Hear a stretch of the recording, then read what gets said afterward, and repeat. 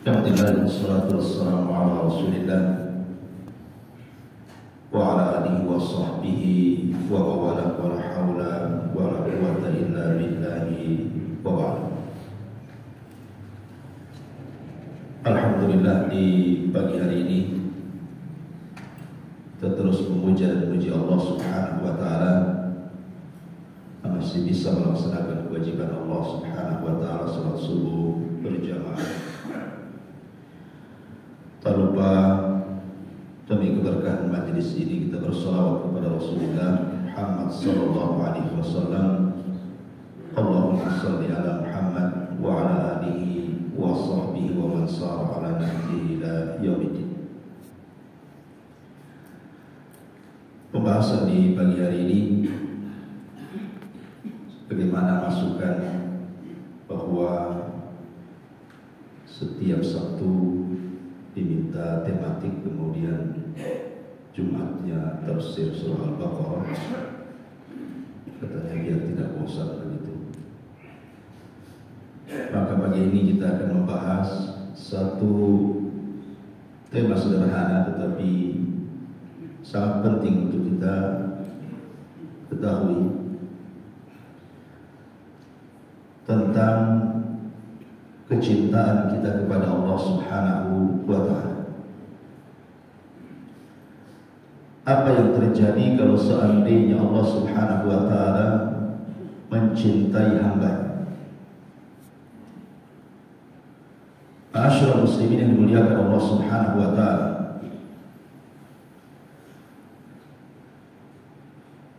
ada bahasa yang sangat bagus sekali dari para ulama. Laisa sya'nu an tuhib walakinna sya'na an tuhab. Bukanlah perkara itu bagaimana caranya kita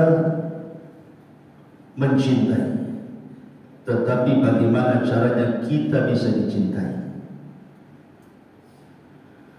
Kalau mencintai, belum tentu orang yang kita cintai itu cinta dia kepada kita. Tapi kalau kita dicintai, berarti keputusannya kepada kita.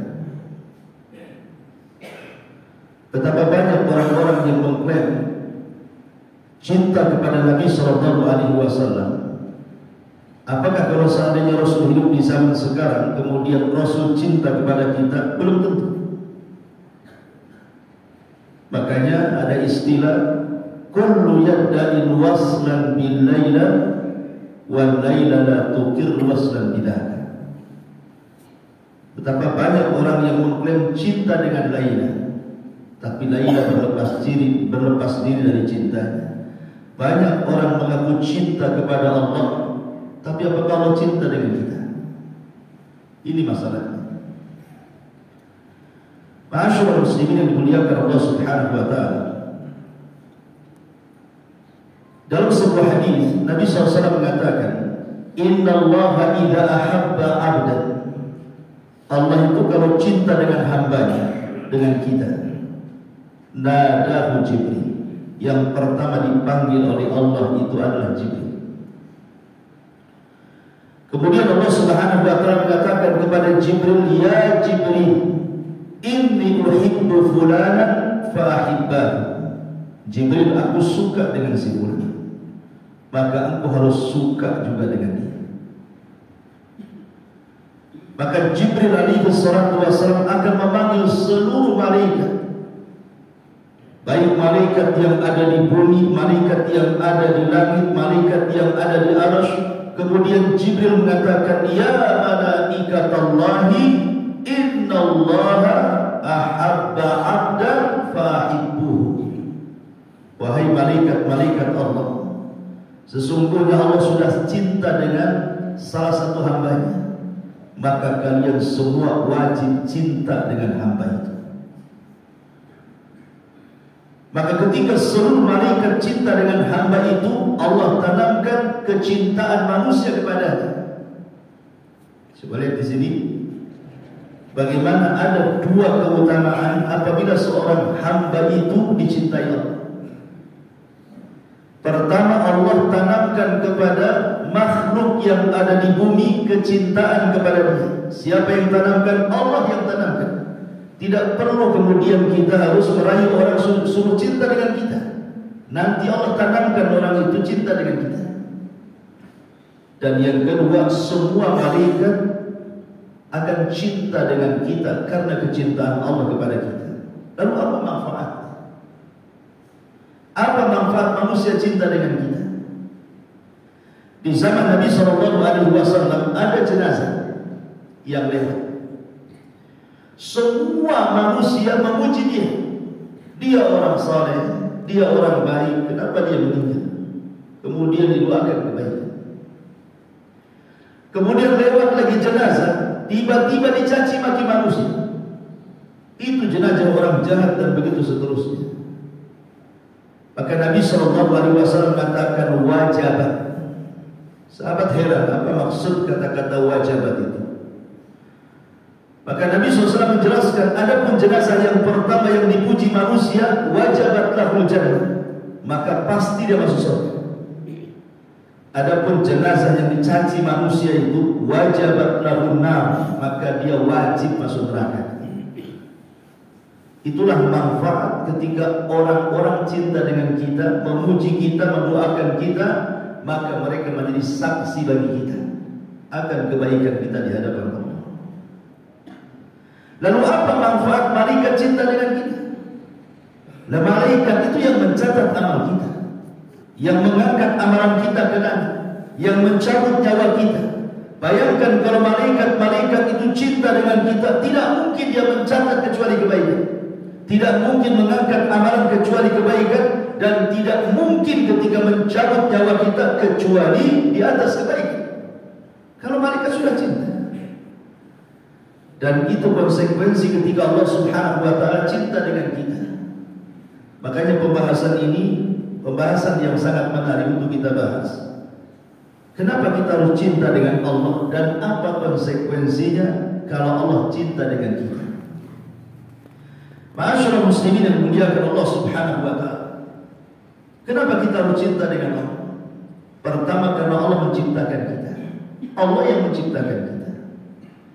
Setelah Allah Subhanahu wa ta'ala ciptakan kita, Allah kasih rizki lagi kita. Setelah Allah kasih rizki, Allah kasih kenikmatan luar biasa kepada kita.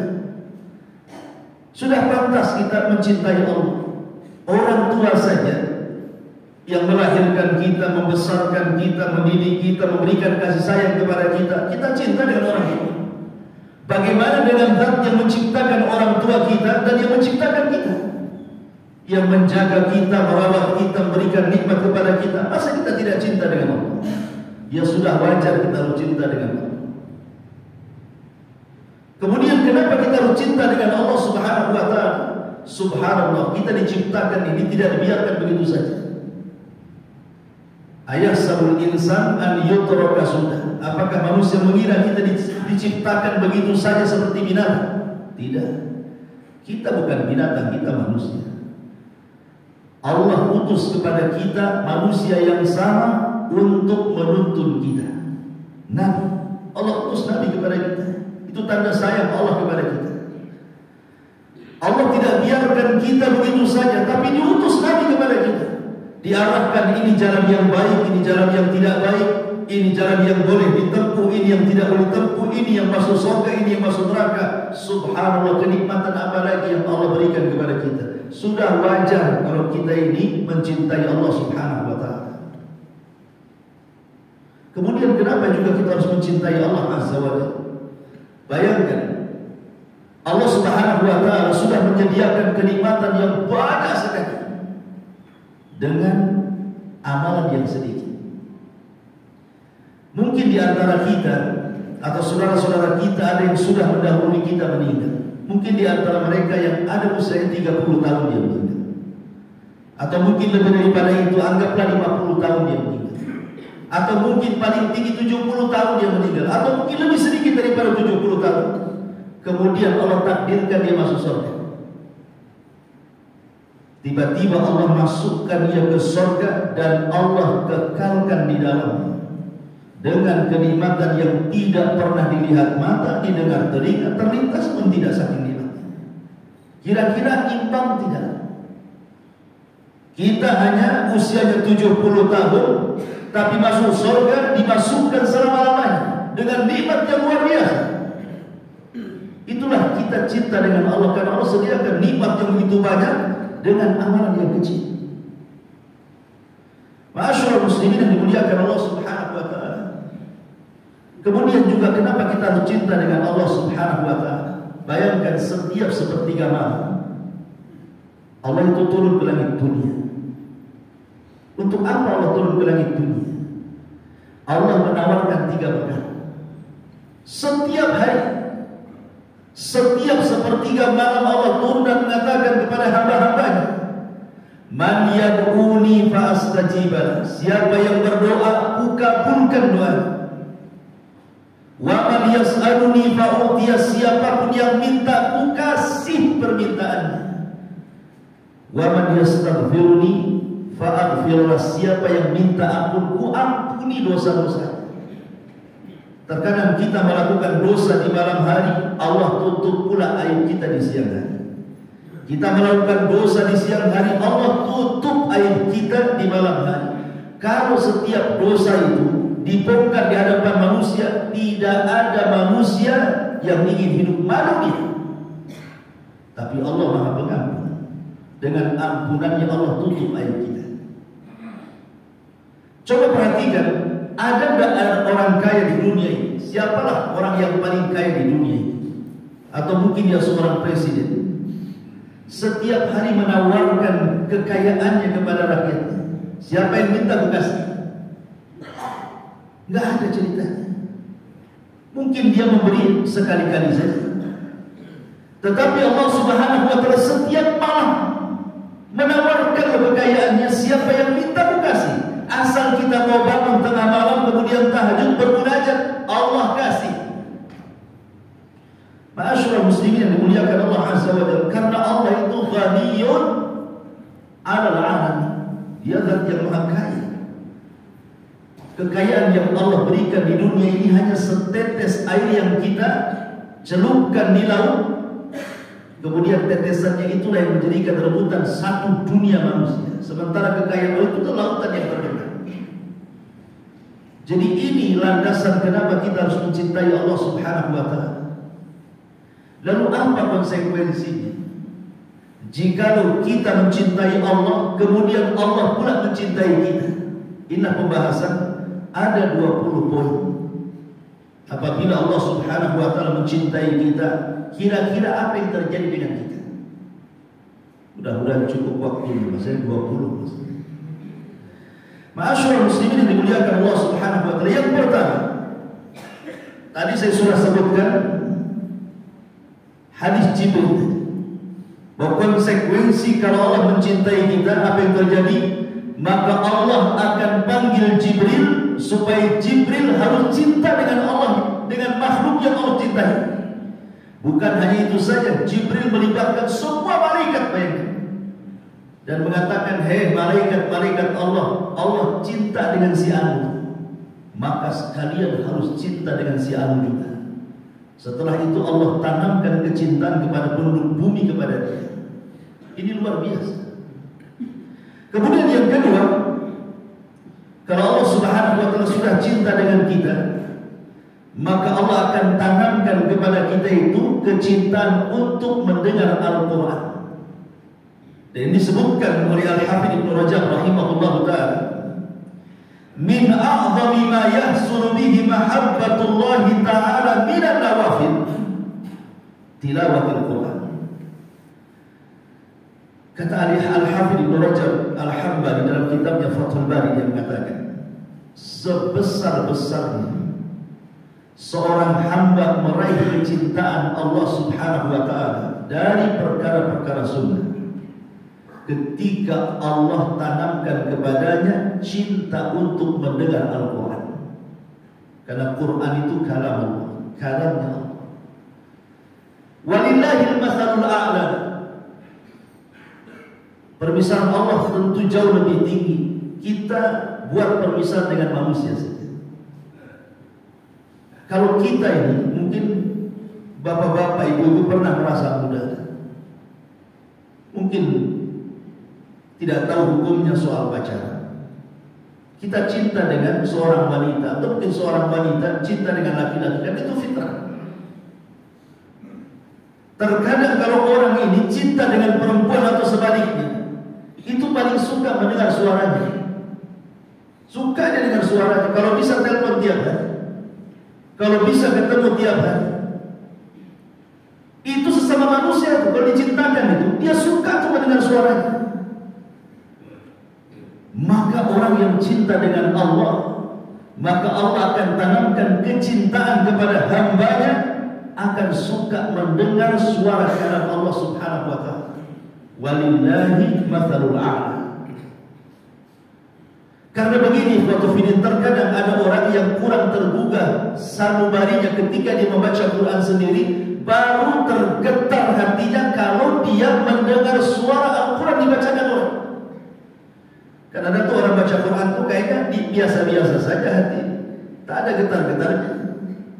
Tapi ketika ada yang membaca Quran, suaranya bagus, makhrajnya bagus, tajwidnya bagus, indah luar biasa suaranya, terenyuhlah hati kita ini. Terkadang bisa menangis. Makanya Nabi SAW mengajarkan bukan hanya kita yang disuruh membaca, tapi juga disuruh mendengar. Nabi saja pernah meminta kepada Abdullah bin Mas'ud radhiyallahu anhu untuk dibacakan Al-Quran.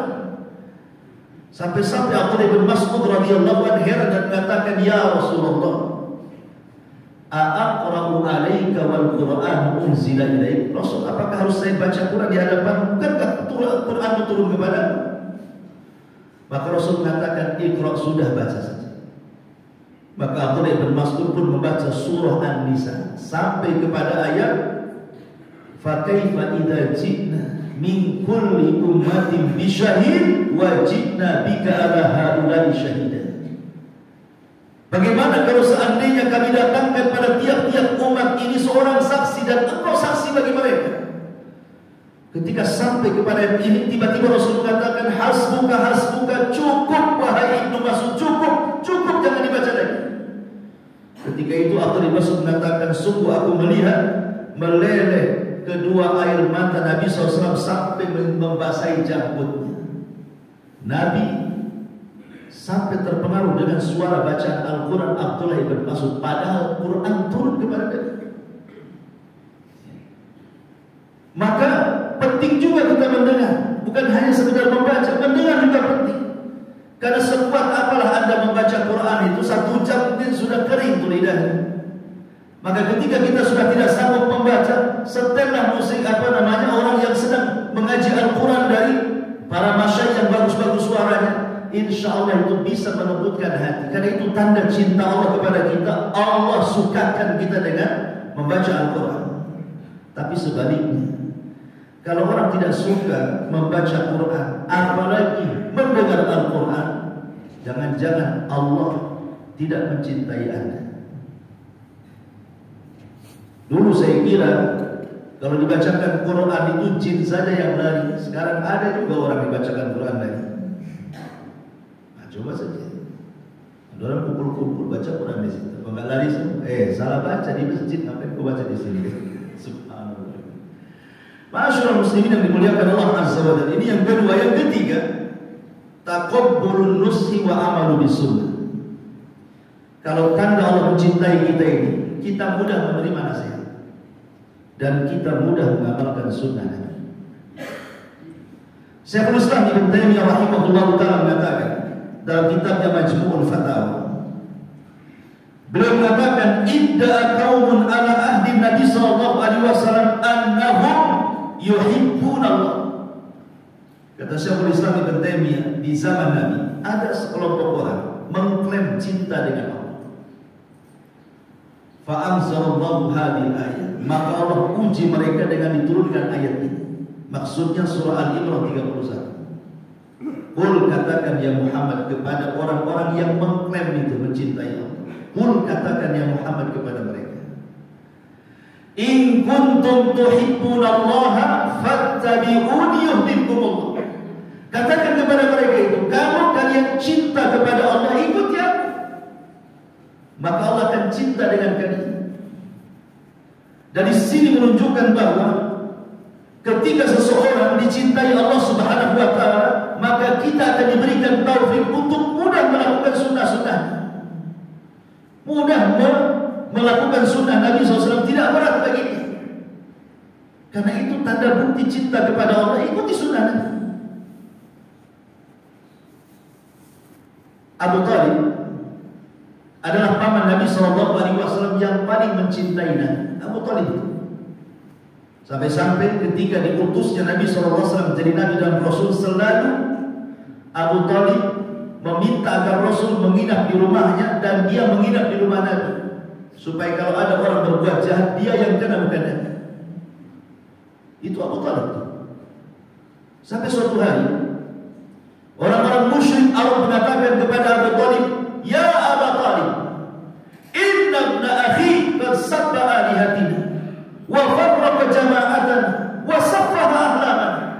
Wahai Abu Talib, anak saudara, maksudnya si Muhammad itu, sudah berani mencaci maki Tuhan kami, memporak-porandakan jamaah kami, bahkan membodoh-bodohkan nenek moyang kami. Kalau kau tidak cegah, kami yang cegah.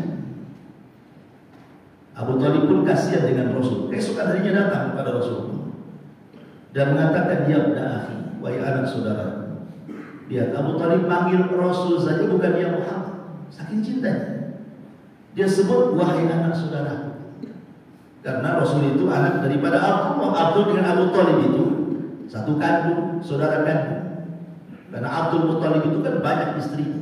Lah yang satu kandung itu Abdullah dengan Abu Talib. Makanya ketika Abdullah meninggal, dititipkan kepada Abu Talib, bukan kepada Abu Lahab. Ketika itu Abu Talib mengatakan, "Sudah, lihat orang-orang musyrik sudah mulai mengancam aku dan mengancam diri." Tapi Nabi SAW tegar dalam berdakwah, karena Allah yang mengatakan, "Fasbir kama sabara ulul azmi minar rusul." Sabar wahai Muhammad, sebagaimana ulul azmi dulu juga sabar ketika menerima dakwah. Maka Rasul mengatakan kepada Abu Talib, "Ya ammi, wahai pamanku, law wada'u syamsa fi yamini wal qamara fi shimali." Ala dhafir riwayat.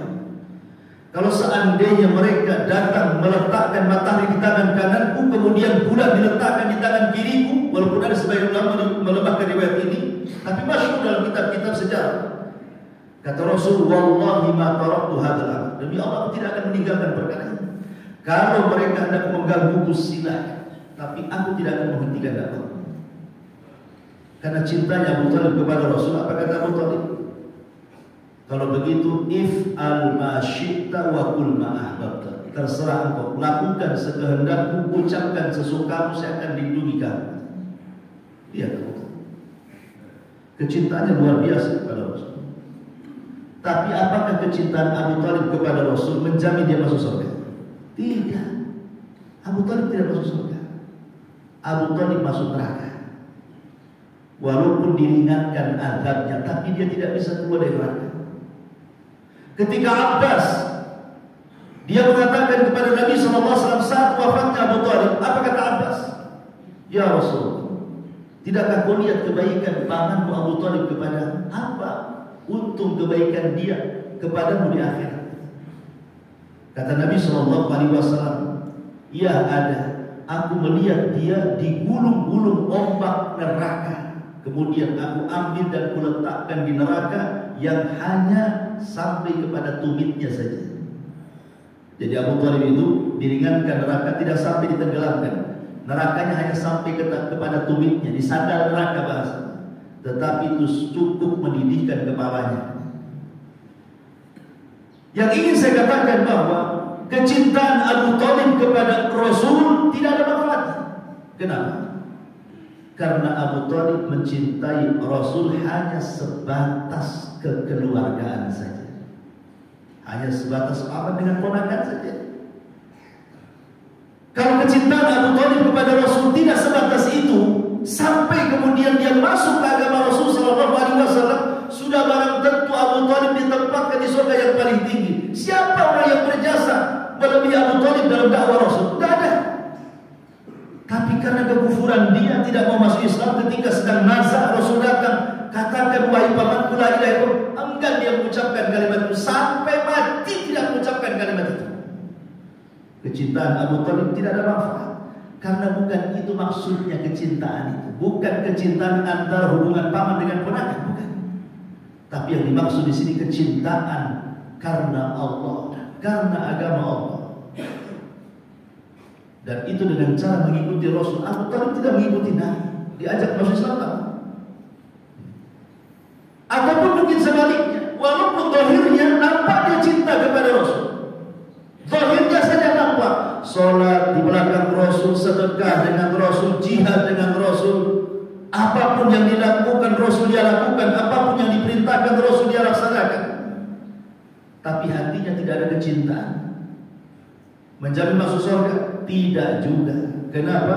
Karena Rasul munafik. Di zaman Rasul itu ada presiden yang munafik, namanya Abdullah ibn Ubay ibn Salul. Di hadapan Rasul seolah-olah dia paling mengikuti Rasul, penasehat Rasul, memberikan saran kepada Rasul, bahkan mengajak orang untuk cinta kepada Rasul. Itu Abdullah ibn Ubay. Tapi di belakang Rasul hatinya sangat benci, menunda-nunda kapan waktu membunuh Rasul. Maka kita katakan bahwa model kecintaan Abu Thalib tidak menjamin dia masuk surga. Model kecintaan Abdullah ibn Ubay juga tidak menjadikan dia masuk surga. Justru Allah letakkan di neraka yang paling dalam yang disebut dengan inna al-munafiqina fi darkil asfali minan nar. Kenapa? Karena kecintaan itu harus digabungkan antara hati dan perbuatan. Hatinya cinta, nampak dalam perbuatan kecintaannya. Maka orang yang diberikan ataupun Allah ketika mencintai hambanya, tandanya dia mudah melakukan sunnah, cinta dengan sunnah. Ini yang ketiga. Yang keempat, al-ibtila. Nabi sallallahu alaihi wasallam mengatakan dalam sebuah hadis, kata Nabi sallallahu alaihi wasallam, "Inna Allah idza ahabba 'abdan." Allah itu kalau cinta dengan hambanya. Dalam sebuah hadis yang dikeluarkan Imam Tirmidzi dan dihasankan atau disahihkan oleh Syekh Nasiruddin Al-Albani rahimahullah taala. Apabila Allah sudah cinta dengan hambanya, apa yang terjadi? Ibtala, maka hamba itu akan diuji. Sama kalau kita ini punya murid-murid gitu ya. Kan kita harus menguji mereka. Mana yang pintar, mana yang bodoh kan gitu. Kalau tidak ada ujian, mana tahu? Yang bodoh sama saja nanti dengan yang pintar. Bahkan yang bodoh sok pintar pun. Tapi dengan ada ujian kan nampak, oh ini yang pintar, ini yang cerdas, ini yang bego, ini yang bodoh, nampak. Maka sama dengan Allah Subhanahu wa taala, kalau Allah cinta dengan hamba-Nya, Allah akan uji itu. Jujurkah kecintaan dia kepadanya ataukah dusta semata? Makanya Rasul mengatakan, innallaha idza habba 'abdan ibtalahu. Kalau Allah cinta dengan hambanya, sengaja Allah kasih ujian banyak-banyak. Terkadang diuji kesehatannya, sakit terkulai tidak bisa bangun, berbulan-bulan bahkan bertahun-tahun. Terkadang diuji dengan ekonominya, gulung tikar, usaha asik tidak pernah berkembang. Terkadang diuji dengan keluarganya, dengan anak-anaknya, dengan manusia di kantornya, di jalannya, dengan tetangganya. Terkadang ujian itu macam-macam bentuknya. Tetapi lihat ujung hadis ini, Rasul mengatakan, "Faman radiya falahu ridha wa man sakhita falahu sukh." Kalau dia redha dengan ujian Allah, maka Allah pun redha dengan dia. Tapi kalau dia benci dengan ujian itu, Allah murka dengan dia. Redha itu tingkatan tertinggi di atas sabar. Sabar di atasnya itu redha. Makanya kalau orang sudah sampai tingkatan redha, pasti dia sabar. Tapi kalau orang baru sabar, belum tentu dia redha. Karena begini, ada 4 tingkatan ketika orang itu diuji oleh Allah. Ada 4 tingkatan ketika orang itu diuji oleh Allah. Tingkatan yang pertama, ada orang itu kalau diuji oleh Allah Subhanahu wa taala, tasahud. Tasahud itu artinya menolak takdir, enggak terima dengan ujian itu. Kemudian ditampakkan dengan lisannya, hatinya sudah tidak terima, lisannya menampakkan ketidakterimaannya. Kan ada orang kayak gitu. Diuji penyakit, lisannya asing gerutu saja. Kenapa asing aku saja yang diuji? Kenapa orang itu sehat-sehat saja? Kenapa asing anakku saja yang kena penyakit? Kenapa anak orang sehat? Kenapa asing usahaku saja yang susah berkembang? Kenapa usaha orang itu berkembang padahal dia tidak sholat, aku sholat? Ada orang yang seperti itu. Sudah hatinya gak ridho, lisannya pula dia ngomong. Ini seburuk-buruk manusia. Yang kedua, ada orang yang nampak sabar. Nampak sabar. Masya Allah sabar. Nampaknya saja sabar, itu maksudnya. Kalau diuji, diam-diam saja. Tapi kalau disentuh hatinya, kita ajak bicara, keluar semua dia. Kan itu ada orang kayak gitu. Kalau tidak disentuh, diam-diam saja dia. Kayak nampak sabar. Tapi kalau dikorek, boleh keluar. Memang dari dulu saya mengatakan sesuatu, kayaknya sudah sesak kali di dada ini. Akhirnya keluar semua. Artinya orang sabar belum tentu ridho. Kemudian yang nomor 3, dia bisa sabar dan bisa ridho. Maka orang ini orang yang baik. Sudah sabar, dia ridho. Lisannya pun istirja, inna lillahi wa inna ilaihi raji'un. Kalaupun rumah saya kebakaran atau rumah milik Allah, mungkin Allah hendak mengambilnya, nanti Allah ganti mungkin dengan rumah yang lain. Sabar dia. Dia pun mengatakan inna lillahi wa inna ilaihi raji'un. Seperti dulu seorang ulama bahasa namanya Al-Asma'i rahimahullah ta'ala. Al-Asma'i ini sedang safar talabul ilmi bersama kawan. Rupanya kehabisan bekal di tengah padang pasir. Pusing. Tidak ada air, tidak ada makanan. Bisa mati orang berjalan ke padang pasir kalau nggak ada air. Akhirnya dari kejauhan nampak pula ada kemah di situ. Boleh jadi ada orang di situ. Didekati rupanya betul ada nenek tua yang sangat soleh. Kemudian Al-Asma'i pun mengucapkan salam, meminta izin untuk bertamu. Bisa nggak dia mendapatkan jamuan tamu di situ? Wanita tua ini punya beberapa ternak kambing. Kata wanita ini dengan senang hati, tunggu dulu sampai putraku pulang. Nanti dia akan menyembelih kambing untukku. Rupanya selang beberapa lama, dari kejauhan datang 2 unta. Yang satu berpenunggang, yang satu tidak. Setelah dekat, rupanya orang yang menunggang unta ini mengatakan kepada nenek tersebut, "Nek, semoga Allah memberikan pahala akan kesabaran. Putramu meninggal dunia. Tadi aku lihat dia terjatuh di jurang, aku tidak bisa mengambil jenazahnya, tapi aku bisa selamatkan dunia." Padahal anak yang laki-laki ini yang selama ini memberi nafkah kepada ibunya, sekarang sudah tidak ada lagi, hidup sebatang kara di tengah padang pasir. Akhirnya kemudian ibu ini mengatakan, inna lillahi wa inna ilaihi raji'un. Kalau begitu, tolong bantu aku sembelihkan kami. Ada tamu. Maksudnya Al-Asma'i. Akhirnya kemudian kawan temannya ini turun dari untanya, kemudian mengambil pisau, kemudian disembelihkan kambing, kemudian dimasak. Ibu ini melihat Al-Asma'i ini karena dandanannya nampak dandan thalabul ilmi, maka dia ingin minta nasihat. Nah, kira-kira ada ayat nggak yang bisa kau bacakan yang bisa menenangkan hati? Maka Al-Asma'i kemudian melihat ketabahan wanita ini, langsung membacakan ayat tentang kesabaran.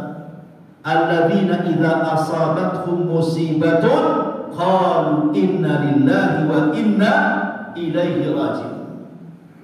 Wahai ibu, Allah berfirman, apabila datang musibah kepadamu, katakan semua datang dari Allah dan akan kembali kepada Allah. Kata ibu ini, sadaqta, kau benar. Kemudian dia minta izin salat. Ketika sujud tak bangkit lagi, dia meninggal. Tidak tahan. Tapi kata Al-Asma'i, dia mengatakan, demi Allah aku tidak melihat wanita setabah orang ini. Karena umumnya biasanya ketika diuji dengan kematian, para ibu, maaf ya di belakang itu rata-rata tidak sama. Makanya kenapa ketika Nabi SAW mengancam orang-orang yang naihah, orang-orang yang suka meratap saat kematian, kebanyakan hadis-hadis tentang ratapan itu ditujukan kepada ibu-ibu.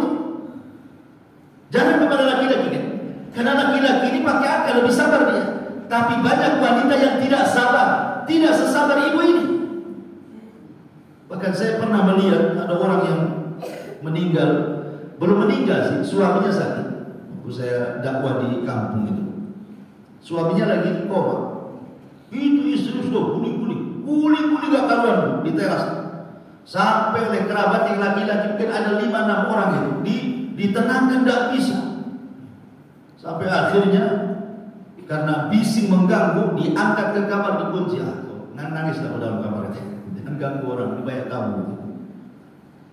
Di kamar pun cerit-cerit. Tapi Allah takdirkan suaminya tak jadi mati, hidup lagi suaminya. Coba bayangkan, tuh belum mati dah kayak gitu. Gimana kalau betul-betul matinya? Apa ngambil gunting itu, rambutnya dicukur sendiri? Jadi bagaimana kemudian tingkatan yang ketiga kalau orang mendapatkan ujian itu sabar dan redha? Tapi ada tingkatan yang paling tinggi. Tingkatan yang paling tinggi bukan hanya sekedar sabar, bukan hanya sekedar redha, tapi tingkatan yang paling tinggi dia bisa mengucapkan alhamdulillah. Nah, ini tingkatan yang paling tinggi lagi. Maksudnya ucapan alhamdulillah setelah dia sabar dan redha, dia masih memikirkan sisa nikmat yang ada pada dirinya, tidak memikirkan nikmat yang hilang pada dirinya. Selain sabar, redha, dia masih memandang nikmat orang yang lainnya, sehingga yang tersisa itulah dia masih mengucapkan alhamdulillah. Seperti yang terjadi kepada siapa? Urwah ibn Mas'ud. Urwah ibn Zubair rahimahullah ta'ala, putra daripada Zubair bin Awwam. Urwah ini suatu ketika ada penyakit di kakinya. Ya bahasa kita kayak penyakit gula, membusuk kakinya, sehingga harus diamputasi. Dan di zaman itu kan, di zaman tabi'in kan, namanya dunia farmasi, kedokteran, kesehatan itu kan tidak secanggih sekarang. Kalau sekarang kan dioperasi enak saja, kayak suntik bius kan, tahu-tahu dipotong tak terasa, tahu-tahu sudah hilang aja kakinya. Tapi zaman dulu kan tidak ada. Bius itu cuma satu zaman itu, harus minum khamr, biar mabuk baru dipotong zaman dulu. Akhirnya kemudian dokter tabib ini mengatakan kepada Urwah, ya Urwah, supaya engkau tidak merasakan sakit, ishrabil khamr, minumlah khamr.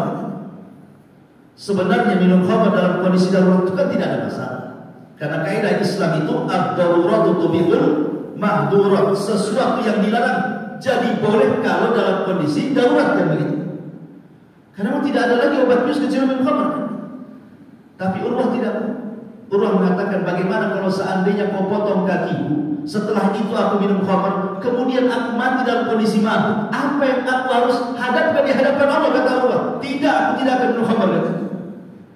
Kalau begitu apa yang harus kau lakukan? Tunggu dulu katanya. Aku akan ambil wudu, kemudian aku sholat 2 rakaat. Saat ku sholat kau potong kakiku. Dia sholat sambil duduk, kemudian sholat dipotong. Ya namanya dipotong kaki, sekhusyuk apapun sholat dia sakit. Dia pun merasakan luar biasa sakit sampai akhirnya pingsan. Tapi pingsan dalam posisi sholat. Setelah siuman, tiba-tiba ada orang datang kepada Urwah, ya Urwah, putramu meninggal.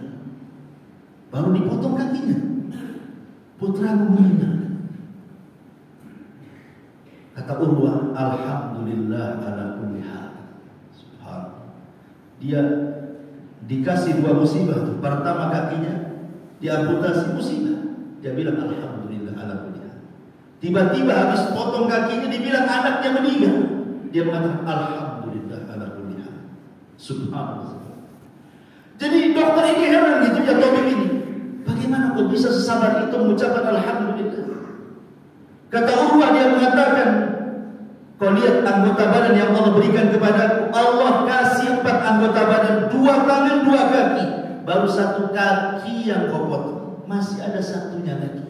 Alhamdulillah. Aku punya 4 putra, kemudian Allah cabut nyawa 1 putraku, masih ada 3. Alhamdulillah. Bisa nggak? Karena begini tuan, musibah itu terkadang kalau Allah timpakan kepada kita itu ada yang sifatnya beruntun. Yang ini belum selesai datang lagi yang ini belum datang lagi yang ini. Begitu sifat musibah itu terkadang. Sampai ada seorang syekh itu bercerita, ini kejadian di Arab. Jadi ketika itu ada seorang bapak membawa pisau hendak menyembelih unta. Dan dia punya 2 anak kecil-kecil belum balik, masih kecil-kecil usia 5-6 tahun.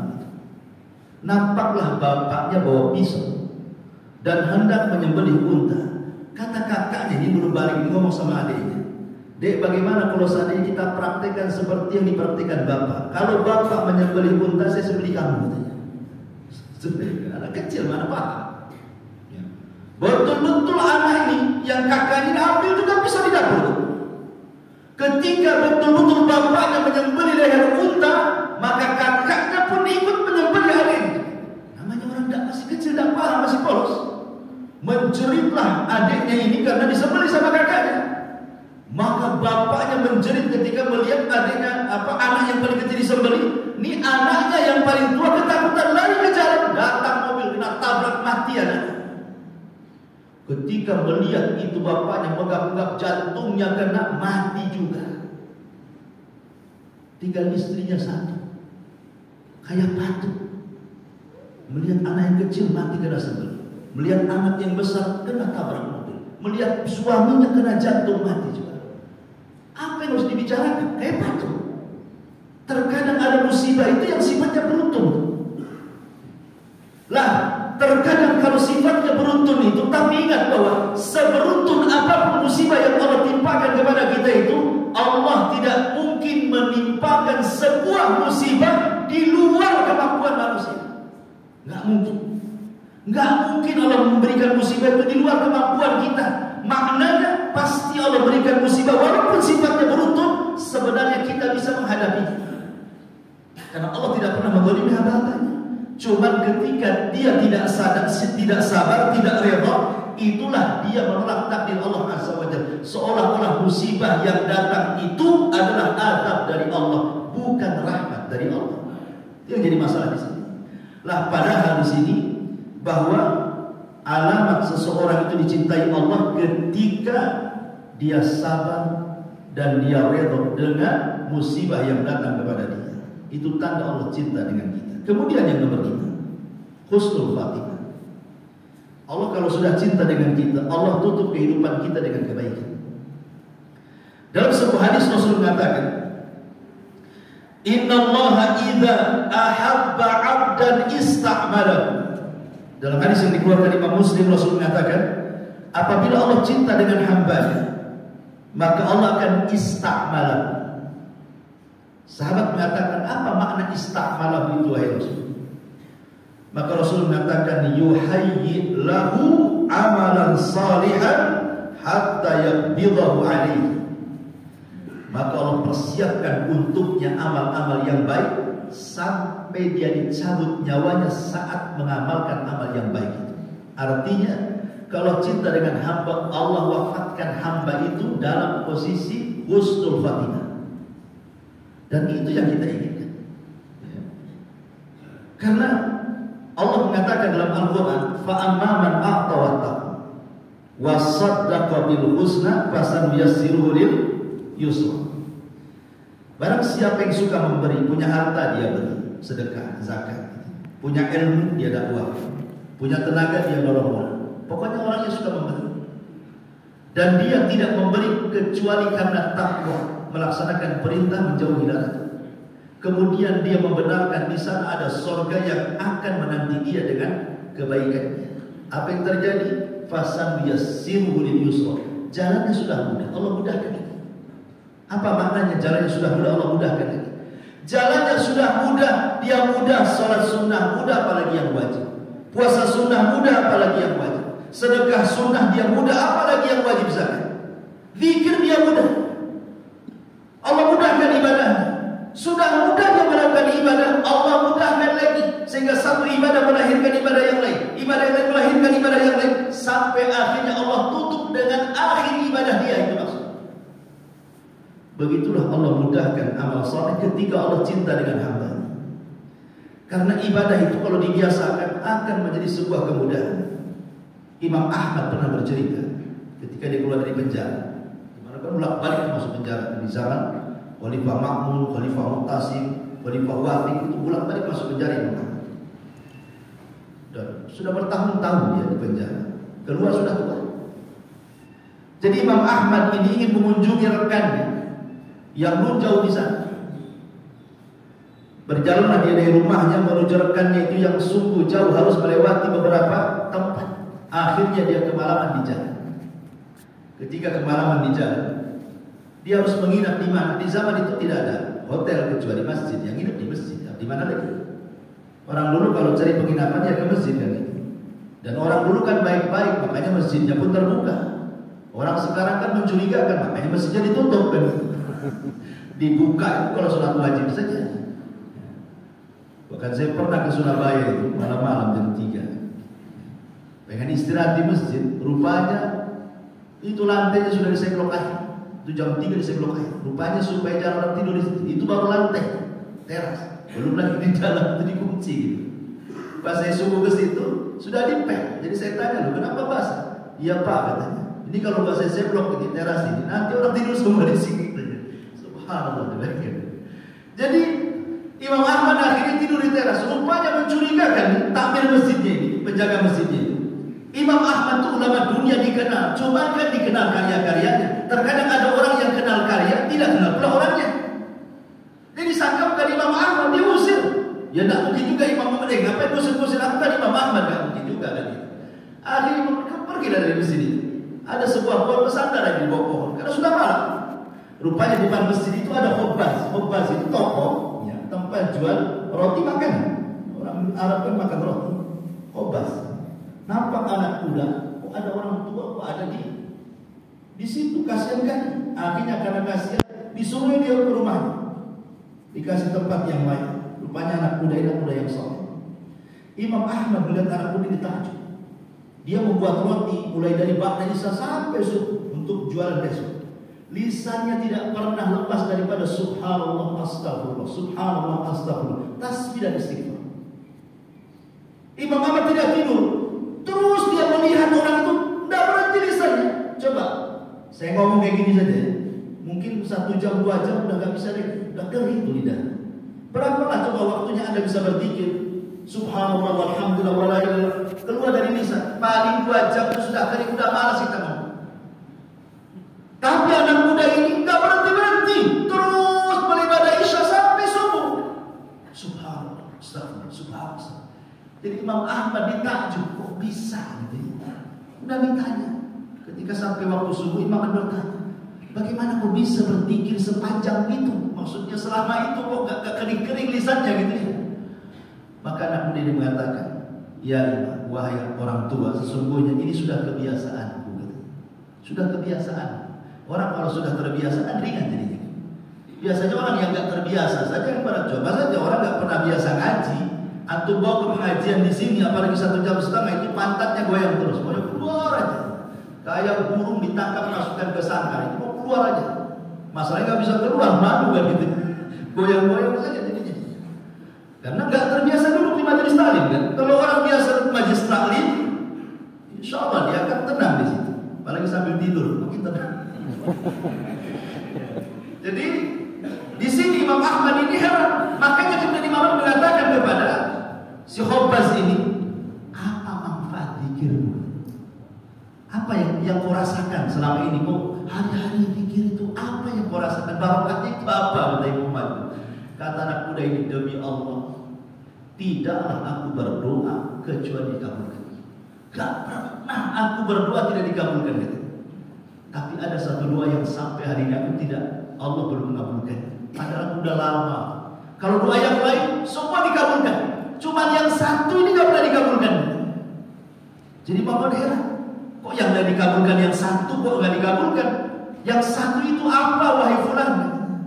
Begini wahai Pak Tua, aku ini cinta dengan seorang ulama. Aku tertarik dengan karyanya, aku baca karya-karyanya, aku berusaha mengamalkan karya-karyanya. Tapi sang ulama ini sedang dipenjara. Imam Ahmad makin heran lagi, siapa orang tua yang dipenjara, ulama yang kau maksud itu? Aku pun ingin belajar sama dia. Kata anak muda, namanya Ahmad ibn Hanbal. Padahal diminta Ahmad bin Hanbal. Kata Ahmad bin Hanbal, Allah katanya, Allah sudah mengutus aku ke rumahmu dan mengabulkan doamu. Saya Ahmad bin Hanbal. Tapi syahidnya di sini, bagaimana anak muda ini dia bisa pikir pada Isya sampai subuh di sana terus ada subhanallah.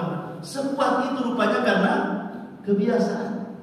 Ya, orang kalau sudah biasa ibadah itu ringan bagi dia. Makanya ketika dia ringan beribadah kepada Allah, maka ibadah itu kan melahirkan ibadah yang lain, sama dengan maksiat juga kan melahirkan maksiat yang lain. Ya, seperti yang kemarin saya sudah jelaskan. Orang kalau punya hutang, kemudian waktunya bayar, tidak mau bayar, itu kan sudah dosa juga.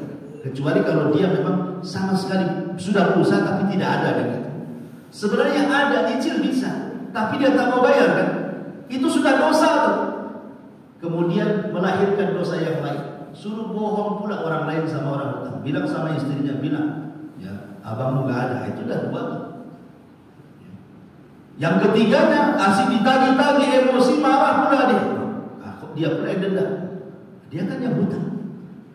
Itulah dosa itu melahirkan dosa yang lain itu biasanya. Lah ibadah juga sama. Ibadah itu kalau dibiasakan akan melahirkan ibadah-ibadah yang lain. Orang kalau sudah terbiasa sholat wajib 5 waktu, tepat waktu, itu kalau dia melaksanakan sunnah ringan baginya.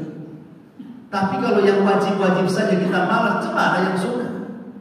Pamannya dia tidak pernah sholat sunnah di siang hari, ngaku-ngaku tahajud di malam hari, percaya gak? Nggak akan percaya orang. Di siang hari bolong aja sunnah tidak, kok di malam hari ngantuk-ngantuk dingin-dingin pula ngaku sholat sunnah, dari rokok kan gitu. Jadi makanya saya katakan bahwa kalau orang sudah terbiasa dengan ibadah, maka akan melahirkan ibadah yang itu maksudnya kalau Allah cinta dengan seorang hamba, Allah buat dia wafat dengan husnul khatimah. Karena satu ibadah melahirkan ibadah yang lain, ibadah yang melahirkan ibadah yang lain, sampai Allah tutup dengan ibadah yang terakhir yang dia lakukan. Subhanallah. Ya. Ini yang nomor 4. Yang nomor 6, az-zuhdu fid dunya. Allah kalau cinta dengan kita, Allah buat kita ini zuhud. Apa sih zuhud itu? Definisi zuhud banyak. Kalau kita membaca kitab zuhud itu banyak kan ulama mendefinisikan soal zuhud itu. Tapi saya tertarik dengan satu ungkapan yang diungkapkan oleh Al-Imam Hasan Al-Basri rahimahullah, seorang alim ulama tadi. Apa kata dia ketika ditanya zuhud itu? Kata Hasan Al-Basri, "Dha ma laka fi yadik." Zuhud adalah letakkan semua dunia di tangan. Jangan letakkan dunia di hatimu. Jadi kalau kita banyak harta, cukuplah harta sampai di tangan. Kalau Anda menjadi seorang pejabat, seorang menteri, anggota DPR, MPR, atau mungkin sampai ke presiden, maka letakkan jabatan itu di tangan. Jangan sampai masuk di hati. Sebab kalau kekayaan dunia dimasukkan ke dalam hati, jabatan, pangkat dan kedudukan masuk ke dalam hati, tiba-tiba hilang. Sakitnya tuh di sini. Sakit kali biasanya. Susah itu untuk hilang sakitnya. Tapi kalau seandainya kata Hasan Al-Basri, kekayaan itu, jabatan, pangkat letakkan di tangan, berarti hanya sebatas lewat tangan saja. Datang ya datang ke tangan, pergi ya dari tangan, sehingga datang nikmat tidak terlalu bahagia, hilang nikmat pun tidak terlalu sedih, gitu maksud. Itulah arti zuhud kata Hasan Al-Basri. Dan dari sini menunjukkan bahwa tidak dibatasi orang zuhud itu. Orang miskin bisa zuhud, orang kaya pun bisa zuhud. Yang jelas letakkan kekayaan di tangan, jangan dimasukkan ke dalam hati. Karena orang miskin pun belum tentu dia zuhud kalau seandainya kekayaan letakkan di hati kan. Sebagaimana orang kaya pun belum tentu tidak zuhud kalau dia letakkan di tangan. Makanya Sufyan Ats-Tsauri rahimahullah itu seorang ulama muhadditsin, alim ulama dunia ma'ruf, punya mazhab sendiri namanya mazhab Tsauri. Cuma tidak dikenal, tidak seperti Syafi'i, Hambali, Maliki. Tapi secara keilmuan tentu Sufyan jauh di atas Imam Syafi'i, Imam Ahmad. Dia kan ulama-ulama di zaman tabi'in ini. Syafi'i, Maliki, Hambali kan di bawah. Jadi dia selalu menasihati orang itu zuhudlah kalian, zuhudlah kalian. Jadi muridnya nanya, ya Imam, sebentar-sebentar kok nasihati kami itu zuhud.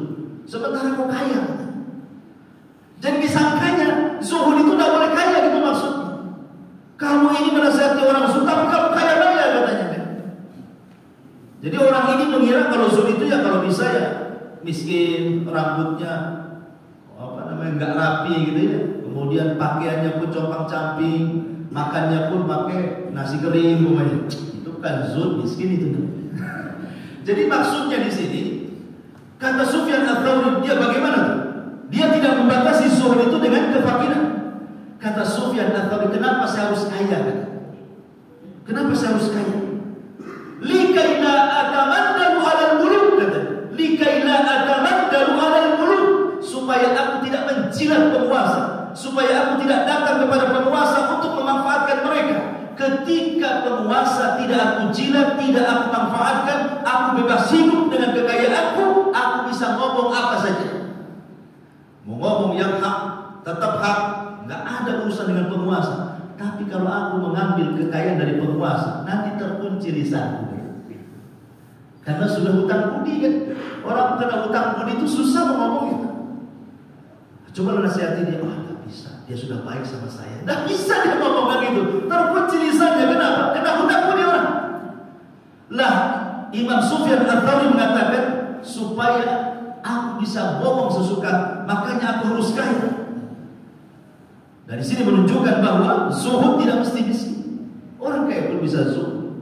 Tapi masalahnya perkaranya mudah, teori saja sih sebenarnya. Secara teori kan mudah, letakkan kekayaan di tangan supaya dia hanya berpindah tangan saja. Tapi kenyataannya kalau dapat nikmat itu langsung masuk ke hati dia. Kenapa? Karena memang kekayaan itu sirru tughyan. Orang terkadang, saya itu punya kawan dulu jadi anggota DPR. Subhanallah, waktu belum jadi anggota DPR, Masya Allah, Ustaz saya pengen naik gitu jadi anggota. Kenapa? Nampaknya rusak semua di atas itu. Saya harus perbaiki. Lillah. Rupanya sudah masuk rusak pula dia. Bukan perbaiki, dia yang rusak di situ. Tidak bisa lingkungan itu. Kalau terlalu banyak yang jahat, tidak bisa dibentuk. Makanya lingkungan itu mempengaruhi kalau lingkungan orang baik. Makanya kata ulama, man 'asha arba'ina lailan, siapa yang hidup 40 hari saja ma'as salihin, bersama orang saleh, maka dia termasuk salihin. Karena lingkungan masalah. Ini lingkungannya orang jahat semua, dia pula orang benar. Sementara saja dia yang boleh. Jadi dari sini ma'asyiral muslimin yang dimuliakan Allah Azza wa Jalla, zuhud kata Nabi sallallahu alaihi wasallam, izhad fid dunya yuhibbukallah wazhad fi ma indan nas yuhibbukan nas. Zuhudlah kepada Allah, Allah cinta dengan kamu. Zuhudlah kepada manusia, manusia yang akan cinta dengan kamu. Berarti konsekuensi ketika Allah cinta dengan kita, Allah berikan kepada kita sifat zuhud. Ini baru 20 ya, tetapi sudah habis waktu. Insyaallah kita lanjutkan di kesempatan. Subhanallah bihamdika, asyhadu an la ilaha illa anta, astaghfiruka wa atubu ilaik. Allahu ta'ala. Assalamualaikum warahmatullahi wabarakatuh.